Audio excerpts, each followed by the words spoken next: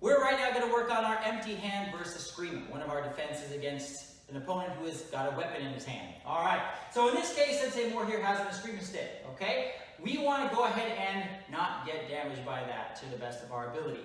Now, obviously, if he's ready to go, ready to rock and roll and start hitting people with this, I can just ditch out right away, right? But if that's not an option, if I need to engage, here's how we want to kind of do it. Once he's in his fighting stance right here, ready to go, he's going to try to hit me on the side of my body with that stick. All right, some sort of headshot or something like that. Basically, we're imagining a strike that's kind of coming in this vicinity here, in that zone, okay? Now, what we're going to do in this situation is we want to get to the safest place we can be when an opponent has a weapon. Okay, ideally the safest place is another zip code, but if we don't have that, okay, we have to be here. We want to get between the weapon and the opponent, okay? So what we want to do in this situation is when that stick starts to come our way, we're going to go forward, we're going to cover up to try to defend the best of our ability, okay? And we're going to go ahead and try to get inside. Now remember, anywhere in here, we're relatively safe from this weapon, whether it be a knife, whether it be a gun, something like that. We want to be in this zone, okay? Because now it's kind of out of the equation, all right? So what we want to do in our first move is get in close, all right here, boom! And we want to go ahead and strike, okay? Now we want to use our other hand here, and we're going to strike in here, or we can go to the eyes, we can go to the throat, we can do a lot of different things. We can, of course, hit the vital areas too. But for right now, we're going to work on our cover counter one kind of maneuver, where we're here, we're to cover and strike just in the solar plexus kind of area for now, okay? When we do that, we're going to go ahead and go in, boom! We're going to immediately wrap over this arm here, and if we need to, we're going to lunge in again, and we're going to go ahead and do a rising elbow here. Bam! Like that. Notice how I'm trapping his arm at this point, okay? I'm not just going to let it go loosely. I'm going to hold it. I want to dominate this arm, and I want to strike right here. Okay, now right here, when our hand is up in this position, we're going to go ahead and do a hammer fist on its way down. And as we do that, we're going to pivot our body, okay? And what we want to do is hold on to this arm, and we want to kind of do a hyperextension, like an armbar kind of thing here on his arm. By turning our body and keeping this tucked here, okay, I'm just going to keep this up so you can see it. Turn his body and try to get that pressure on his elbow. Okay, now obviously I'm going to keep this down and tight to the best of my ability because I don't want it to be loose, right? So after I do my hammer fist, I'm going to turn, boom, and try to get that step happening. Once I hit with that hammer fist, my arm's going to be over here on this side of my body. I'm going to come back in with either a C-clamp to the neck maybe, or a ridge hand to the neck, something like that. And I'm going to go ahead and go for a power stance takedown against this leg right here. Okay, now as black belts, you guys should know what that is. So from here, when I strike, boom, I'm going to go ahead and chop at that leg, follow him up, and I'm going to go ahead and do a disarm here. Now, all I'm doing to do this disarm is not some crazy fancy thing. I'm basically wrapping my arm around his wrist here, and I'm going to slide it up and slide that weapon out of his hand. Okay? So what I'm doing basically, and you'll see from the other side, is I'm going to wrap it tight, and I'm going to basically keep my knee on rib, okay? And I'm just going to stand up, okay? Now that weapon may get stuck under my arm. Great, I have it. Or it may just come flying out. That's fine. Either way, it's no longer a concern of ours. We're going to strike if we want to, finish if we want to, and get to a position ready to go, okay? Let's look at that from the other side and go through those steps. All right, so if you guys know warrior takedown, it's pretty much the same exact motion except for the disarm. So let's look at it again. He comes in. Boom! We're going to go ahead and boom! We're going to strike. Bang! We're going to come in, C-clamp or ridge hand, whichever one. This time I'll do a C-clamp. And power stance his leg. Bang! Now watch the disarm here. I'm just going to wrap it tight. And I'm going to stand up and it's just going to roll out of his hand. Like that. That's what we're looking to do. Hands are up and finish any way we want. Bang! To our fighting stance. Okay? One last time. Let's go over it slow so you can kind of see it. Remember, for the beginning of this month, we're going to work on the form of the maneuver. We'll get to speed later on. Here we go. He comes in. We go in. Boom. Boom. Strike, pivot. This time I'll do a ridge hand. Power stance. Hold tight. Up we go. And finish somehow. Bang. Just like that. Okay?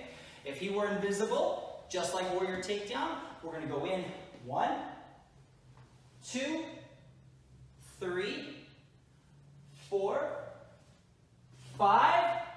Knee on rib would be 6, and then 7 is strip the weapon, and 8 would be finish. Boom. Okay? So we're combining some steps because you guys have done a lot of other material. Hopefully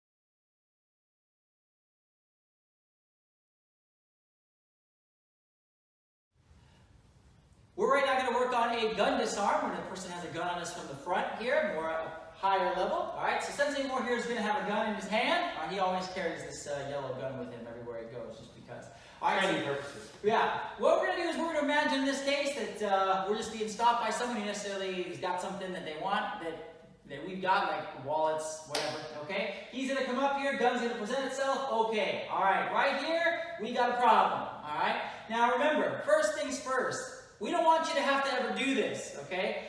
This is just if your life is in danger, should you try to deal with the situation before, okay? But let's assume for a second that he's going to ask for something. He says, hey, give me your wallet, give me your phone, whatever, okay? We're just going to give it to him, okay? It's fine. You have it. There you go. Have a nice day. All right, then you call and get the insurance money to pay you back on that. All right, but let's assume you give him everything you want, and you still get this sense that, you know, he doesn't want a witness here, all right?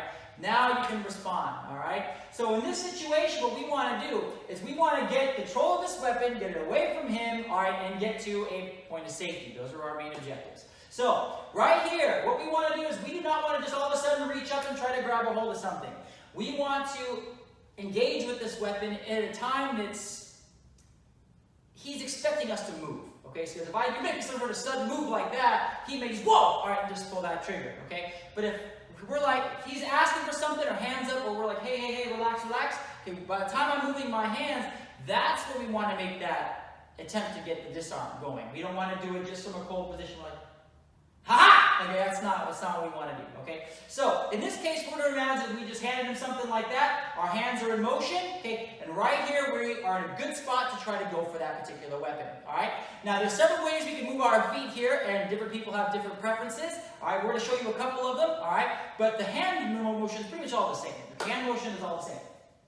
All right, so what I like to do personally is I like to go ahead and get from this point right here, I want to get under the gun, get it up and away from me like this, and at the same time, I'm going to step kind of closer to it. I want to go like that, and I want to move in the direction of the gun, okay? I do this here because I want to make sure I'm getting in close. If he tries to retract, I've got good control over the weapon still. I'm not kind of in a point where I'm off balance, okay? Once I get control of this weapon like this, I'm going to throw a strike in here. Get him thinking about something else other than this weapon. So right here, I've got my back leg. So what I'm going to do is throw a knee here to the groin, maybe a rising kick if he's further away, whatever it happens to be, okay? But when I'm in closer, I'm going to do something like that. Bang! Once I've hit a target like that, I'm going to go ahead and lever this gun out of his hand. All right, now I'm going to lever it towards him this way.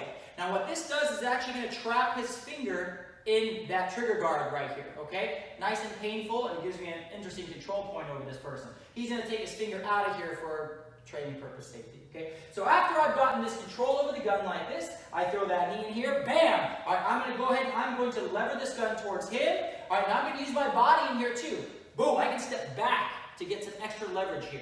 Now remember, this is going to be digging into the back of his finger, and I can take this all the way to the ground potentially where he's on the floor, all right? And then I can just kind of take the gun out of his hand, and now I'm in a position where I can kind of maintain control, all right? But in this case, we're just going to go ahead and do the takeaway because our partner shouldn't have any sort of finger in that trigger guard when we do this for safety reasons. If you're using a Nerf gun or a water pistol or something like that, that can really hurt, so be sure you're safe with that, okay? So let's look at that particular motion again. As our hands are in motion, I'm going to go ahead and trap underneath the gun like this and the back of the gun like this. I want to get 2 on 1 here, all right? And I want to make sure I've got it pointed away from me, okay? So I want to get, boom, my hands underneath it and away like that, okay? That's where we want to go. Now my feet are going to move in this direction, boom, like that. All right, I'm going to go ahead and throw that strike in here, bam!